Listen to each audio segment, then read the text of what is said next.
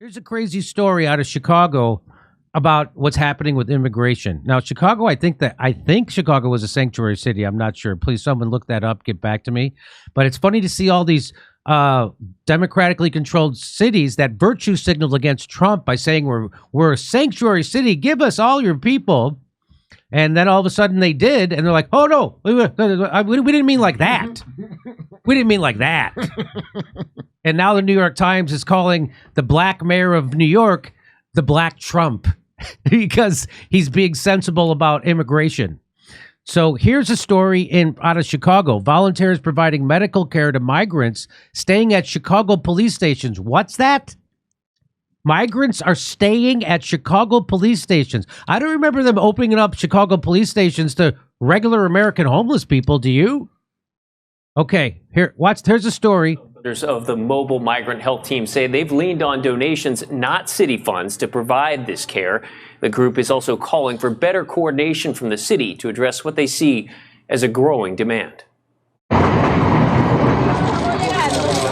Outside the first police district, there is a mix of optimism and uncertainty. I don't know what could happen, this man said, before adding he has faith it will all work out. He and his family left Venezuela and are now among more than 2,000 people living in Chicago police stations.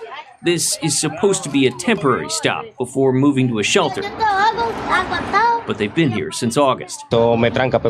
He says he has asthma and concerns about the weather getting colder. This woman told us she too has medical needs, but is hesitant to leave the police station out of fear she'll lose her place here. These experiences are ones Sarah Izquierdo and her team have heard before. The second-year med student helped create the Mobile Migrant Health Team, a group of now 250 volunteers, including doctors, who provide patient care to the migrants at police stations. All of these volunteer organizations have truly just saw the need, filled the need. There's really no other way to put it. They've treated barbed wire wounds and women with no prenatal care, and there's a widening gap, they say, created by the city's response. We need collaboration from the city. During her testimony last week, Sarah Izquierdo was critical of the city's spending. NBC5 Investigates found the city has spent at least $57 million so far on Favorite Staffing, a Kansas-based company that staffs the city-run shelters. 1 in 4 Americans have medical debt. Yeah, FYI. Can I renounce my citizenship? And I would like to renounce my citizenship. Get health care? So they could give 57. An invoice from last December shows the company billed the city $20,000 for a single nurse's invoice for 1 week. There's no... One nurse, 1 week, this company billed the city of Chicago $20,000 for one 40-hour week from one nurse. Now, that money doesn't go to the nurse. Yeah. That money goes to a billionaire who owns the company. Private industry is more efficient, Jimmy. That's right. Private industry is more... Privatize everything. That's Look right. how good this is. Look how good privatization of healthcare works. Isn't that one nurse working for 7 days should get paid $20,000 when you could take that $20,000 and install a triage system like ours and save people's lives? There's no reason for that. There's no reason that we should be spending the money on 400 ambulances when people are coming for concerns of diarrhea, sore throat, things that can be managed otherwise in a better way, but aren't being managed at all. The mayor's office has said those hourly rates were inflated to cover administrative costs like hotel rooms for out-of-state employees, and that the company... out because they can't find healthcare workers in Illinois. They have to import them, just like they imported the immigrants to create this crisis. Then they have to import workers, inflate their wages, give them hotel room. This is how your country's ending. Now working to hire more locally. We're not talking about creative solutions. We're just talking about paying large corporations and large companies like World inordinate amounts of money to put more Band-Aid solutions on things. The $29 million World contract is aimed at moving people out of police stations. But where the so-called tent cities will go up is another thing that's uncertain. The volunteers yesterday met with the Cook County Health Department to discuss these ongoing needs. We've reached out to them and the mayor's office for a response to the criticism and the calls for more collaboration and better spending. We'll let you know when we hear back. So let me bring in one of the reporters who helped work on this story from Chicago. His name is Connor Dore. He's a journalism student at Columbia College, where I graduated from, even though they don't want to admit it. And he writes for the school's newspaper, the Columbia Chronicle. He is also an investigative research intern for NBC5 Chicago, and he is scheduled to graduate in 2024 and hopes to run his own independent media company one day. I'm betting he's going to sell out to the man. Here is Connor Dore. Now, hey, thank you for having me on. Now, Connor, what do you want to emphasize about this story? What I see this story, I'm flabbergasted that they are, first of all, homeless immigrants living at police stations. It's just mind-blowing to me that this is our solution. And then this story is about the grift and graft that's happening with taxpayer funds, giving it to private corporations to try to take care of the healthcare needs of people who aren't even citizens in our country. So what do you think should be emphasized, and are you most outraged about this story?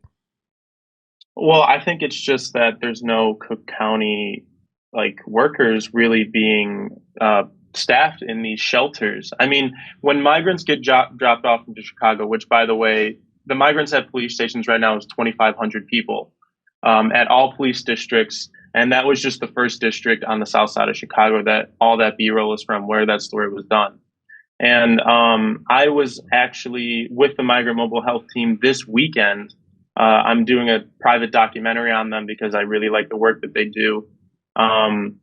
And those people that you saw on this was October 10th, the story, those people are still there, not going to shelters yet.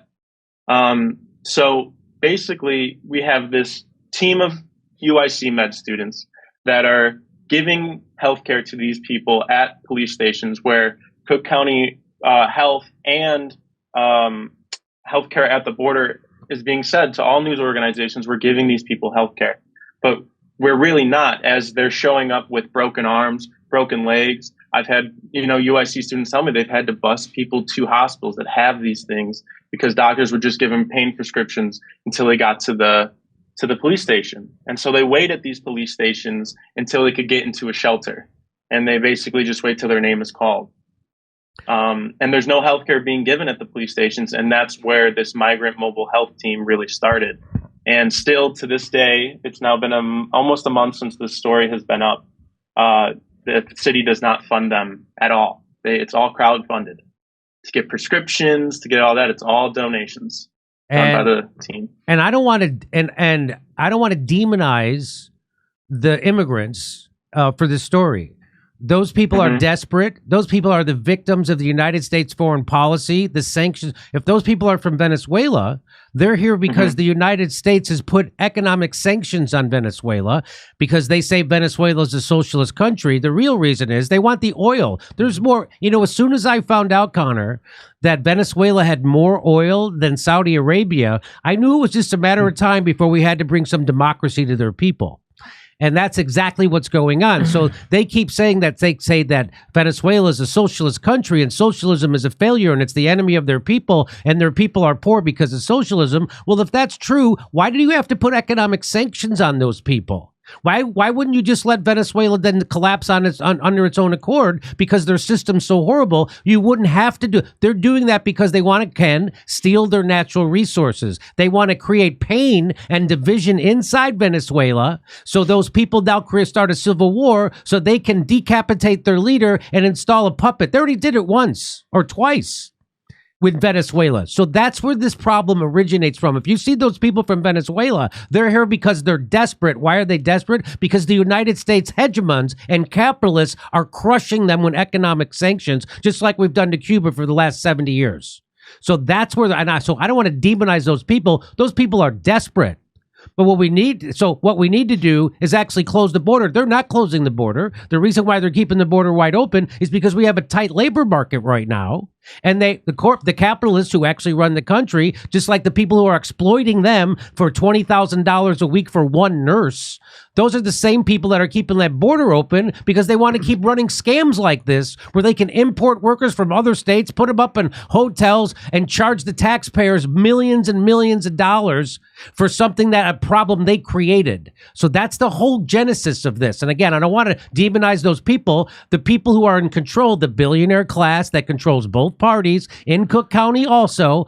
Those are the people who are to blame, and they don't care if they hollow out the United States. They don't care if they hollow out the tax base of Chicago or Cook County or Illinois. They don't give a damn. What they want is to create this kind of chaos, because then maybe they'll be able to steal the oil in Venezuela, and they can keep everybody fighting over here inside the United States and demonizing those immigrants. So I'm bound to make sure we don't demonize those immigrants, but this isn't a solution. Aren't you shocked to show up in Chicago? I mean, I don't know, how old are you, 21 years old, to see that there are homeless immigrants now welcome to set up tents at police stations? Isn't that kind of shock the conscience? Oh yeah, it blows my mind. I mean, my train that I take to school and work goes past there every day, and there's more tents every day. And again, this was on October 10th. It was a lot warmer, and when I went this weekend, people are freezing. Like they're bundled up. They got jackets, but it's all just from donations because they don't have any money. And it's really hard to get migrants to really talk to us when we do our reporting, because they don't want it to seem like they're not grateful, or they don't want it to mess up their immigration status. They don't want to mess up their citizenship. They want to, they're really afraid to talk to news media about the stuff that they're seeing. So it's kind of hard for us to check the shelters for, good care, good quality of care, because no one really wants to speak. I mean, obviously the company isn't going to speak to us either, but. What's the political climate like in Chicago? Is anybody being held accountable for this? Does Chicago still consider themselves a sanctuary city? Is anybody demanding a solution to this problem, or they're just going to keep letting it fester and balloon, and there's going to be 10 times more tents here next October than there are now? Is there any kind of groundswell of outrage and demanding the actual government actually serve the people? Oh, I mean, every city council meeting, it's just people are upset about these tent cities that Garda World is contracted to set up in these people's communities. And these people in those communities are pissed because they've never gotten funding, right? They've never gotten funding from the city to clean up their community or help their community. But instead, they're paying them to put these people there. And now those people are saying, we don't want them there. Why are you doing this without giving us any infrastructure first? So yeah, I've seen those videos of African-American Chicagoans yelling at their elected officials saying, we're hurting. We've been hurting in our community for decades. Where's our relief? And all of a sudden you got all these millions of dollars for people who aren't even citizens of this country. And why don't you give? So that's exactly what we've been saying about Ukraine. Right? They've been you got to send $100 billion because you care about. So there are certain people, Connor, I got to tell you, I had Marianne Williamson on this show, who's running for president of the Democratic Party, who's a celebrated author, spiritualist, who thinks the reason why we are sending hundreds of billions of dollars to Ukraine is because we care about the Ukraine people. If we cared about people, don't you think we'd start with the people that are right outside our front door in the United States? They don't care about people. This isn't about caring about people. This is about hollowing out the United States, creating chaos, suppressing wages, dividing the country so they can have chaos to keep ruling it like the billionaire class wants it to be ruled. And I don't know so do you see any hope for anything to happen in Chicago? What are are the politicians responsive at all to those complaints that you don't have any money for us, but now all of a sudden these immigrants show up and you have $57 million to give to one company, Gardasil, is that what it's called? Garda World. Garda World. They're also giving another $40 million to Favorite Staffing, which is a healthcare staffing company that are, bringing these nurses in. They just signed a new contract last week, and some of the wages are kind of still higher. They're lower than what it was over the summer, but they're still pretty high. A housekeeper would make $17,000 a month for $221,000 annually. A nurse, $64,000 a month, $830,000 annually, and then a security guard, $24,000 a month, $312,000 annually, which is all just coming from our tax money. What? And basically, I can't believe. I mean, this is mind blowing. $24,000 a month. You can't make that much right for network TV. And so, what do the politicians say? So, Brandon Johnson has said these 10 cities are going up, and that's the mayor of Chicago. That's the mayor of Chicago. That's the mayor. Yes, and he said they're going up, and the site that they're doing it is at 38th in California, which is in Brighton Park, south side of Chicago. Oh my! Very diverse area. And when the alderman Julia Ramirez just went over there last week to go address the people's concerns, and she actually got attacked by the people. There's video of this. She got attacked by people at the rally. She had to leave. So, but it's still going up. And I think Garda World's contracted to have it up in like 3 or 4 days. So are you telling me that the city council person in Brighton Park, where they're going to put up this tent city, is for this or against this? She's for it. She's all for it, even though her people are against. Is the tents going to cost more than actual housing, by the way? It sounds like it. Because I predict it will. Yes. So why would she be? Why would the council person be for this, do you think? I think she's for this because she needs to back up the mayor, and they kind of all have to be. It's just a hard situation for both of them to kind of get on the same page.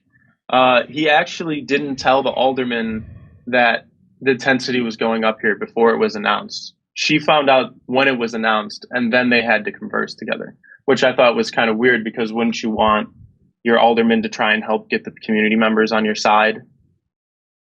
So this seems like a collapsing government, no? Yeah, it's not good.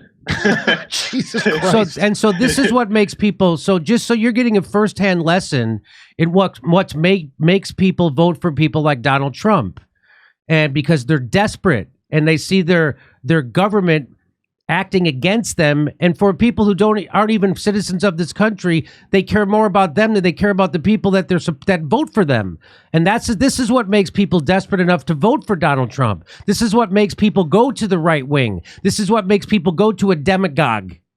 And they don't give a shit. And I knew when the guy got elected as mayor of Chicago that he was going to be a supreme failure, which is exactly what he is, because he doesn't have any plans. He has no big ideas on how to do anything, and he's just trying to be a paper pusher and a kind of a middle manager of problems. Instead, he doesn't have what you have to have when you get elected. Is you have to have a clear vision and a big plan, and put all your eggs in that basket, and then watch that basket. And if it wins and if it succeeds, you become a hero and you have a plan that other people can copy. And if it fails, then you fail. But at least you tried something. He doesn't have any plans to do anything. He's just another moron virtue signaling as he hollows out the tax base of Cook County, Chicago, and the American taxpayers. Would you agree with that statement?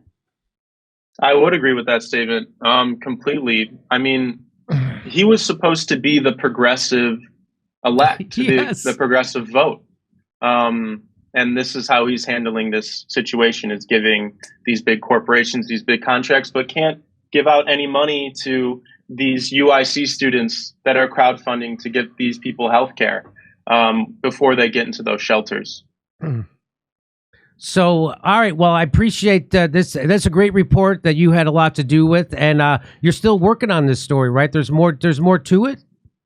Yeah, we are on the migrant beat right now. We're trying to do a new story every week. Right now, we're really on this favorite staffing, and we're following the money with it, which is kind of what our base is doing. The only hope for the United States is what happened in Canada during COVID, when the truckers decided to shut down capitalism and have demands met. And that's what we need to have in the United States. We need to figure out a way to put a hurt on the billionaire class and their capitalism and shut it down, and so we could actually stop putting sanctions on other countries that make their people desperate enough to come here. We need to actually seal our border, and if we're going to let people in who are actual political refugees and seek asylum, we have to make sure they do it legally, and we have to be able to track those people. They're not doing any of that right now. None of it. They don't want it. They want to create chaos. They want to have people at each other's throats over this. This is what the billionaire class wants. There are no countries. There are only companies and the international flow of dollars. And this is what's being...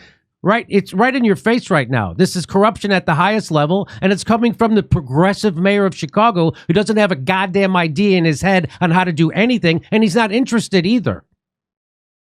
Okay, anything you'd like to say before we say goodbye? I'd say just try and help these migrants in any way you can, because they're the real victims in all of this, along with the taxpayers, us. But yeah, the migrants definitely. Yeah. There's lots of victims. There's lots of victims, but there's one big winner, and the big winner is the political class that donates to these people, who then give millions of dollars in contracts to companies like Garda. What is it called? What's the company called? Garda World. And interesting about them is they are also the company that are busing the migrants to New York, to Chicago, to Denver. Well, they handle everything. That's great. So what do you call it when you create a problem and then you sell people the solution? You call that a scam. Yeah. And the United States is being scammed, and they're using immigrants to do it, and they're also victims. Everybody's a victim except the corporate criminal class. And I don't know what it's going to take for people to rise up. How many more tent cities do you have to see in a beautiful city like Chicago, a rich city like Chicago? They're going to hollow it out. They're going to wreck it if it's not being wrecked already. So, well, good luck. Yeah. And if I were you, I'd grab a corporate job and try to stack as much money as I could, Connor. Wow. Bitcoin's coming back. Yeah. What's that? Bitcoin's coming back. Bitcoin is coming back. Okay. All right, Connor Dore, start your own goddamn website already so I can tell people to go there. I don't know what you're waiting for. You don't need a college degree, but I know you want to get one to make your parents proud, so that's nice. Same reason I got a college degree. I didn't need one. I wish I didn't go to college. It was a goddamn waste of time. And that's probably why Columbia College doesn't want anything to do with me, because if I gave a speech there, I would tell people, quit and go start doing what you want to do. You don't need this place. Anyway, Connor Dore, thanks for coming on. It's good to see you, buddy. Come see us doing live shows. We're going to be in Levittown, Red Bank, New Jersey, Wilmington, Delaware, Covina, California, Burbank, California, Oxnard, California, Venice, California, Palmdale, California, Omaha, Nebraska, Des Moines, Iowa, Milwaukee, and Lansing, Michigan. Go to jimmydore.com for a link for all those tickets.